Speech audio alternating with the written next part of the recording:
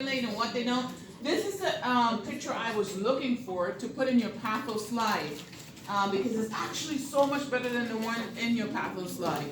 So if you want to look at the hormones and how they're secreted and where they're secreted from, just look at this picture. It's a really good picture. Also, another system, endocrine system. We talked about what the anterior physicist versus the neurophysicist, the anterior pituitary versus the posterior pituitary secrete, how they secrete it, when they secrete it, what hormones are regulated by what. We know parathyroid hormone regulates calcium and phosphorus. We know calcium and phosphorus are inversely related. So if we have hypocalcemia, we have hyperphosphatemia. And if we have hypercalcemia, we have hypophosphatemia. Okay? Hello? You're home? All right, bye. Take that call. All right. Where was I? Sorry. We have bone formation regulated by parathyroid hormone, calcium and phosphorus. Growth formation regulated by your androgen or your gonads, estrogen, androgen to testosterone. Growth hormone, which is your growth hormone releasing hormone. And you have your metabolic control by TSH and thyroid hormone. Your carbohydrate metabolism by your insulin and your glucagon, and then your blood pressure control is regulated by your cortisol, aldosterone, and ADH. Anybody have any question on those? There should be no confusion on those except for Maritza, maybe. Everybody else should have those completely down. These are the hormones we just talked about. No one should have a question on these hormones. Everyone should have them completely down, right? Okay. Osteoporosis. What is osteoporosis? Decrease in bone density, bone structure. Usually, what happens in osteoporosis? You have increased osteoclastic activity for whatever reason. You have bone breakdown. What we usually need to do is increase osteoblastic activity with certain drugs. At a certain point, estrogen is bone protective. As you get older and you lose estrogen, as women get older and they lose estrogen, they have more propensity to reduce bone reabsorption, action of parathyroid hormone. So we have more osteoclastic activity, and we have higher risk for osteoporosis as we get older. That's when you have to start taking calcium and taking everything else under the sun. Okay? Bone loss occurs when there's an imbalance between osteoclastic and osteoblastic activity. Remember, osteoclasts break down, osteoblasts build up. Osteoporosis, bone density less than 2.5. Usually, we talked about osteoclastic activity. We talked about vitamin D, and it's secreted from the kidney, which you have to have the 125 vitamin D3 or whatever it is, that hormone that's secreted by the kidney to reabsorb calcium from the intestines. We also talked about the liver secreting that vitamin D precursor, which stimulates the kidneys to secrete that vitamin D precursor, which actually stimulates the absorption of calcium from the intestines. Osteoblastic precursors, things that can decrease osteoblastic activity, glucocorticoids, things that can increase osteoclastic activity, things like parathyroid hormone stimulation due to hypocalcemia. Hypocalcemia can be a whole lot of different things that can cause it. How do you treat this? This is what's important. Bisphosphonates. bisphosphonates, allodendronate, risodendronate or actinol. These inhibit osteoclastic activity, increases bone density. The problem with these drugs are that they have a very long half-life. Very, very long. Their half-life is over years. You cannot take these drugs for an extended period of time. You can only take them for a short period of time. The half-life is 10 years. Okay. Yes. So, yes, 10 years. So if it's 10 years, so if you're looking for a therapeutic effect within 10 years, like you would have to monitor that patient for over 10 years, or how, like? Just do bone densities. Just bone densities. Just bone densities. Remember, onset of function is about 3 to 6 weeks, okay? You peak in 3 to 6 months. Half-life is about 10 years. So you do not give them for an extended period of time. When you give biphosphonates, you have to monitor the bone density.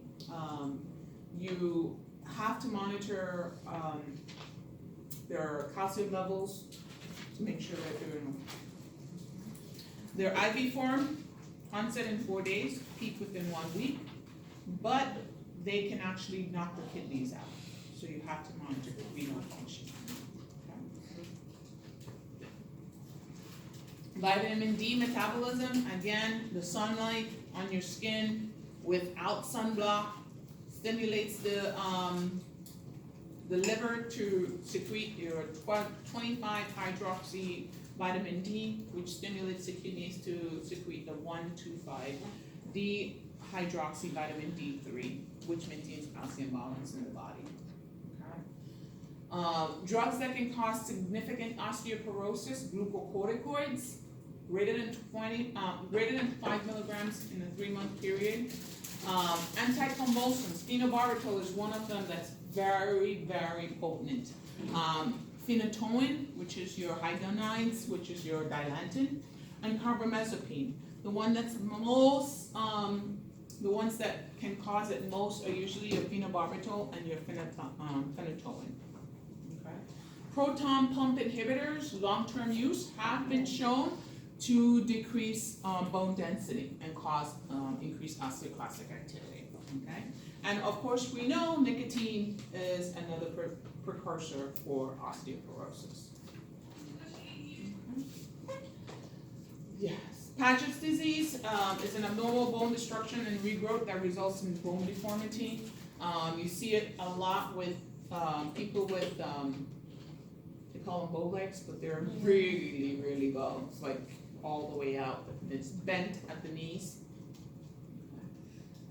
Normal bone matrix versus your osteoporosis. You see those big holes in the bones that usually occur.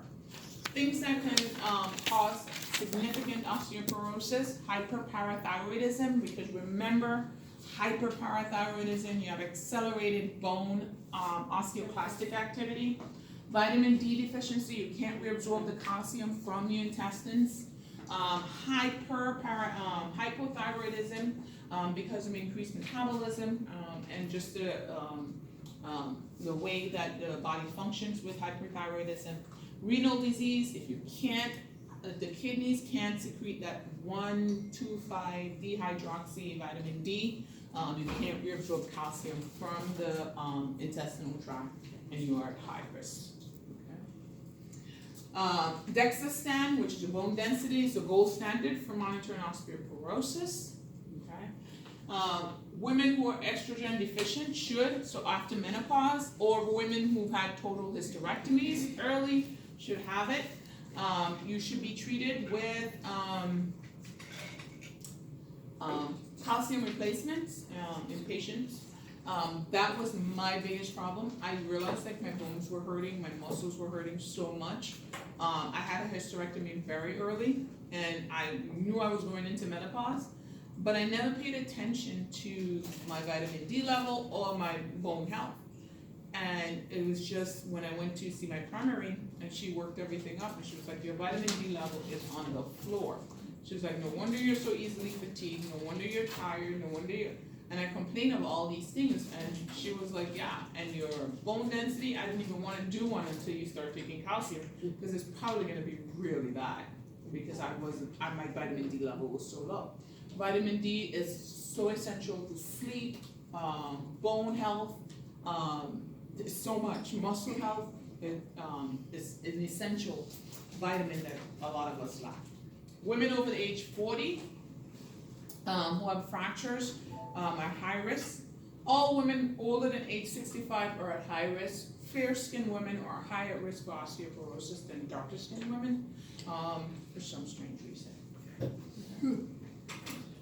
Smokers, low body mass index, so very skinny people are at high risk for osteoporosis. Surgical menopause, high risk.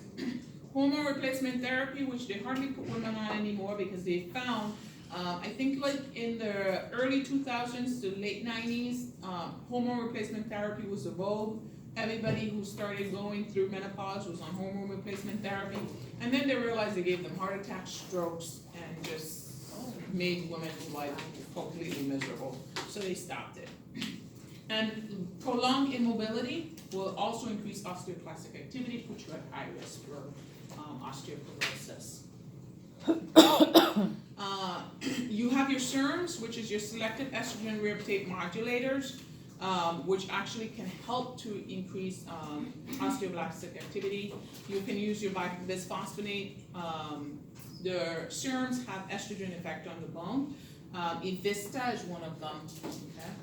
Calcitonin, again, balances parathyroid activity by increases osteoblastic activity. So parathyroid increases calcium level, decreases calcium level, and it stops osteoclastic activity. So it helps to increase osteoblastic activity. Okay.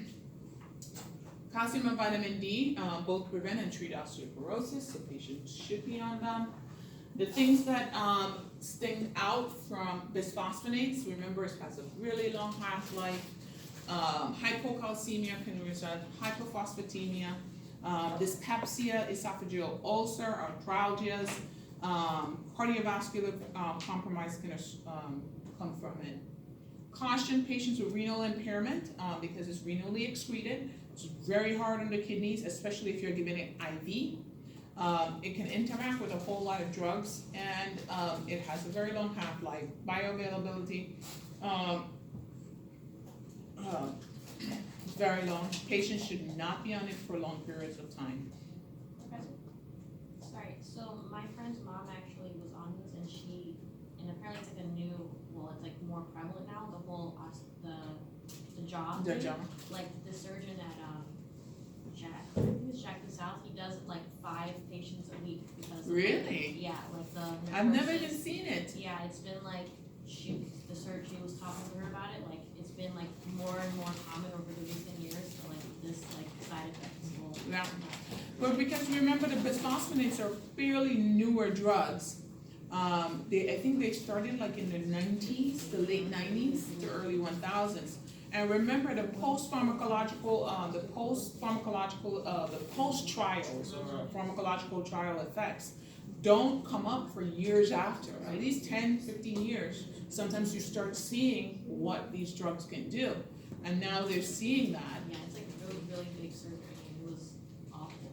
Of course it's awful. How do you even eat? Yeah, no, for a while she can't eat, but.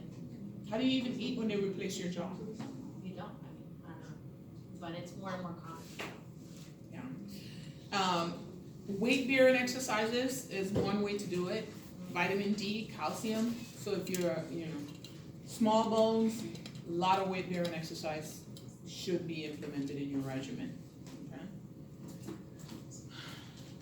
You cannot abruptly stop bisphosphonates. You can have a rebound.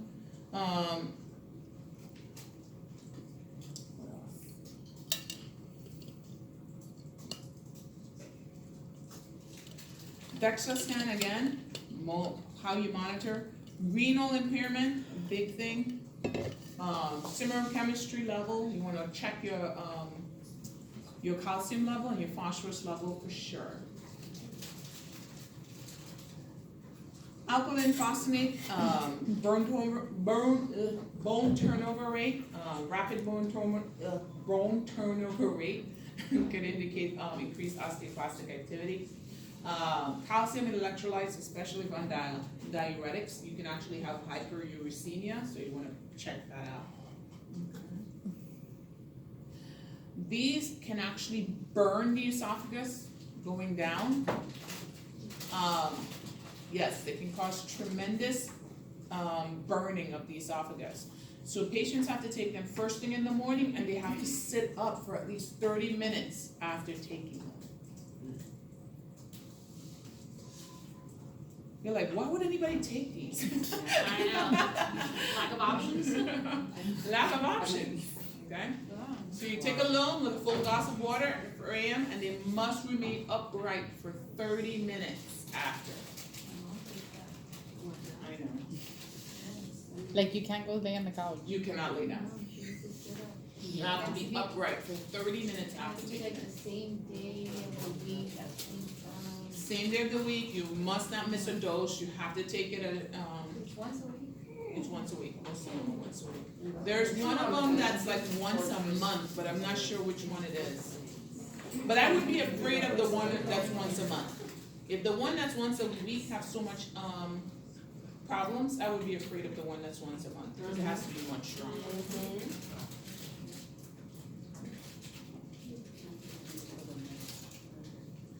Raloxifene or serum is less effective than bisphosphonates. They use it anyways. You have to monitor your alkaline phos. You can combine bisphosphonates with serums, but they're such toxic drugs on their own that who would want to do that? Growth hormones, you're never ever gonna prescribe growth hormones unless you are a endocrinologist or you work very closely with an endocrinologist. Somatotropin is a growth hormone that we usually give for people with dwarfism, and you have to give it before the epiphyseal plates are closed. I'm not gonna test you on growth hormones because you would not be prescribing this to anyone. Huh? Somebody say something?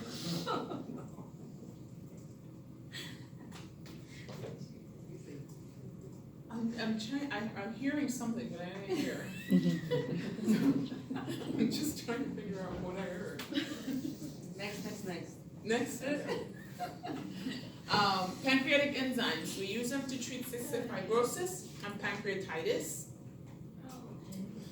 It's a powder usually, you sprinkle it on food, take with meals, absorbed in the GI tract. We're gonna talk a lot more about these when we talk about the gastrointestinal tract diseases.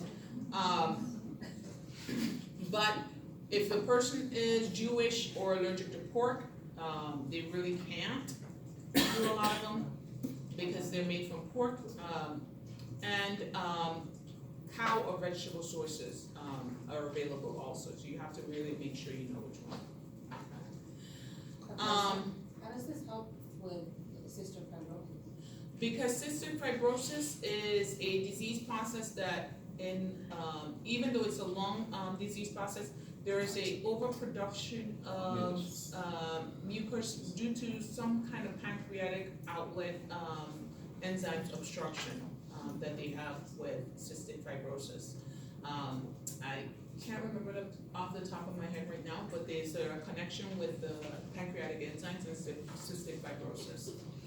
So usually they have a deficiency in the pancreatic enzymes. They have to actually give them pancreatic enzymes to help. Stomatosis, hyperuricemia is one of the things that you see with it. Pancreatic enzymes, so I'm going to talk about this one. Steroturia is really stink, floaty stools, fatty stool that you can have with pancreatic enzymes when you're taking pancreatic enzymes. You don't wanna give pancreatic enzymes in a patient who is having an acute pancreatitis, okay, cause it can exacerbate that. Going through this fast, cause hardly ever see these. They're acidic, should not be mixed with alkaline foods prior to this, ingestion. So you have to be very careful with them. Most pancreatic enzymes, they're in a capsule, and you open it and pour it on your food. And that's how usually you take it in. Pancreatic hormones, insulin.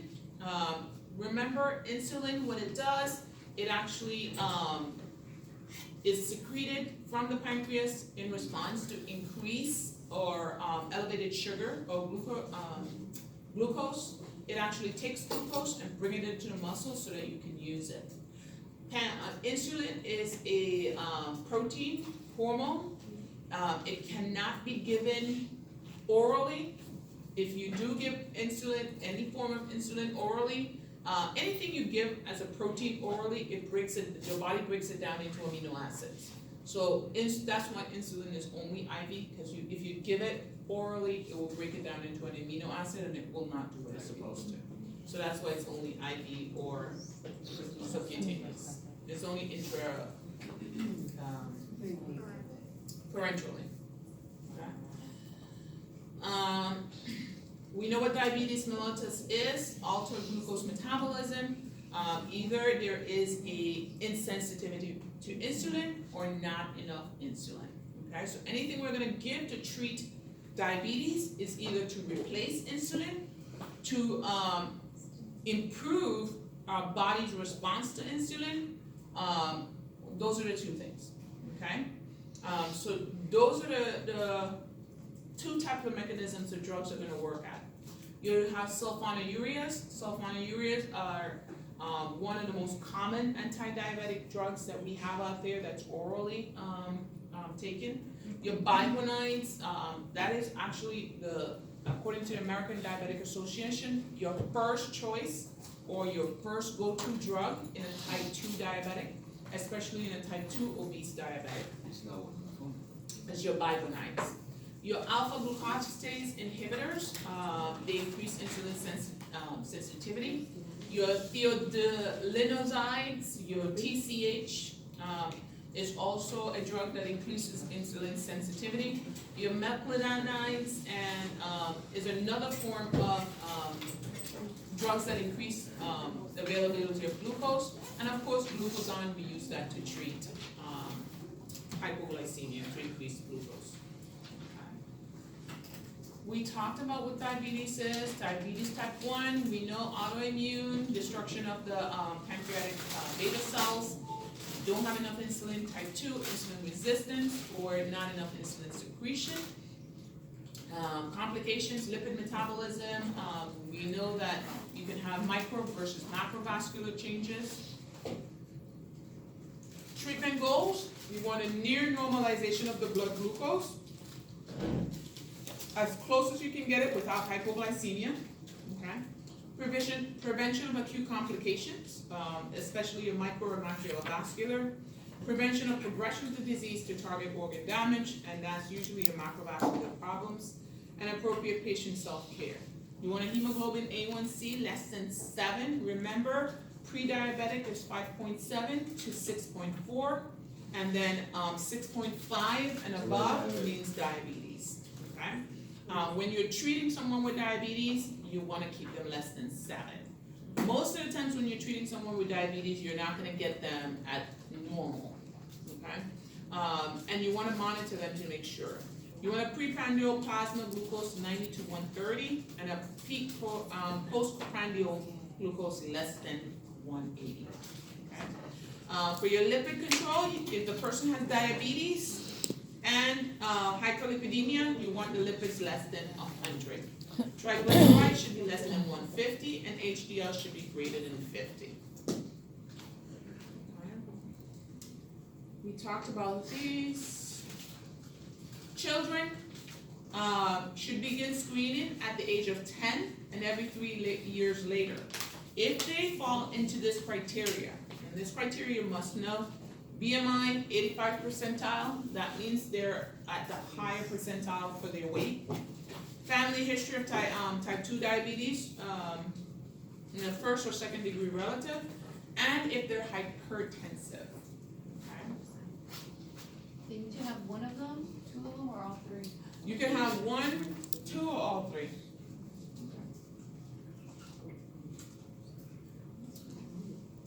Insulin, again, it binds to receptor sites in the cell membrane, allow glucose to enter the cells. Without insulin, glucose does not enter the cells and it stays in the bloodstream. It promotes synthesis, protein synthesis on muscle cells, and reduces the circulating free fatty acids. This is how glucose is secreted. Remember how insulin is secreted, I'm sorry. High blood glucose, the beta cells of the pancreas secrete insulin. Insulin then is stored as glycogen in the liver, and insulin actually takes glucose and stores some of it as glycogen in the liver, and the rest of it is taken to the muscle cells to be converted into energy. Okay? If you have too little, the pancreas, the alpha cells of the pancreas will release glucagon, and glucagon goes to the liver to convert glycogen, which is stored glucose, to glucose, glycogenolysis, and then we normalize our blood glucose. Okay? Same thing I just said. Insulin, we have rapid acting versus intermediate acting versus long acting, or your basal insulin. Again, I just need you to know short acting versus rapid acting versus long acting. I need you to know that NPH is mixed with protamine, so it's actually cloudy. The cloudiness is because there's protamine mixed with it. Remember that if you're drying up true and mixing NPH with regular, you're going to draw up the regular first and then the NPH after. Okay? Remember glargine or lantus or detamere are your basal, and they actually have no peak, little peak. They're usually basal, so they kind of work like your body's insulin. Hypoglycemia is the number one cause of issues from insulin or too much insulin. Too little can give you diabetic ketoacidosis. You can get diabetic ketoacidosis if you have an infection or some kind of disease process, because your body will need more insulin because your metabolic rate will increase when you have a disease process going on. Okay. Pregnant women, which one can you give them? You can give them the rapid onset insulin. Hypothyroidism decreases the secretion of insulin because everything is slow. Hyperthyroidism is super rapid, so it will go really fast from the body. Okay. Monitoring hemoglobin A1C. Remember your glycosylated hemoglobin, which measures the amount of sugar that's stuck to your hemoglobin over a 3-month period. I had that already.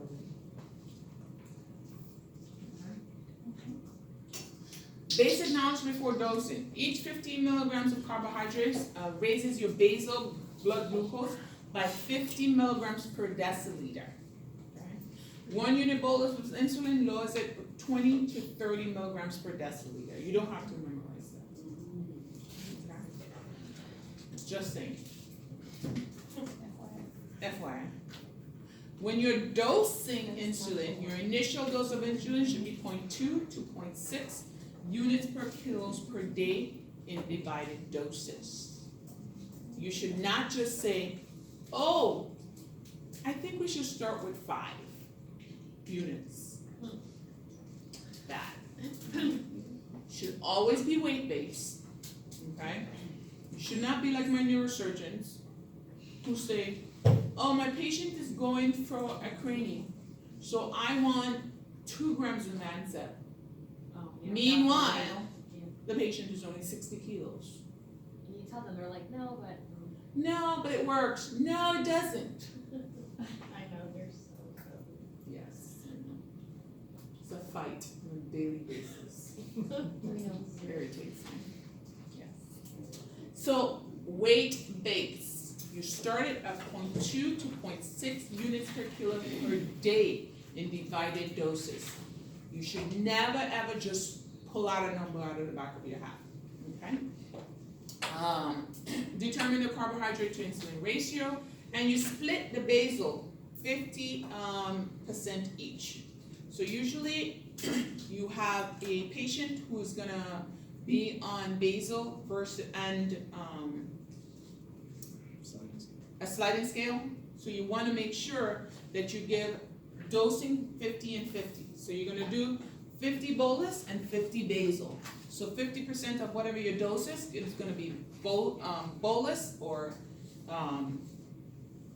throughout the day, and then 50% is gonna be whatever your basal is. And Okay? that applies only to type 1, or, because I see type 1. No, it's insulin period Oh. when you're providing insulin. Oh. Okay. Now remember, type 2 can be a little different because sometimes you have them on insulin plus oral, Oh. but you still should try to dose it that way. Average insulin dose is 0.3 to 0.8 units per kilo per day. I don't need you to memorize this at all. I don't need you to memorize any of these. I don't need you to remember any of these. But an example, because somebody's gonna just kill themselves trying to remember it, so I just wanna say. Example, you have a 60 kilogram person, okay? 0.5 units per kilo is gonna require 30 units. If they're gonna require 30, you're gonna get 15 in basal and 15 in bolus. So 15 in basal, 15 in bolus, but that's divided over the day. So if you're gonna give basal at the beginning and the end of the day, you're gonna divide 7.5 and 7.5. Okay? Does that make sense? I have this already, I don't wanna have them in here twice. Oral diabetic agents, you have insufficient production of endogenous insulin, some proteinurias, tissue insensitivity, those T ones. And then the biguanides do the same. Those, try saying that 2 times fast, you can. And impaired response to the beta cells, meglitidines also can help to increase secretion of insulin. Your orals, the one that you need to remember very carefully is your biguanides. Those are your first go-to for your type 2 diabetes. Okay, you need to remember that. Okay. Metformin is your biguanide that we have in the United States. They have another one, but we don't have it here. Okay. Improved hepatic response to elevated blood glucose.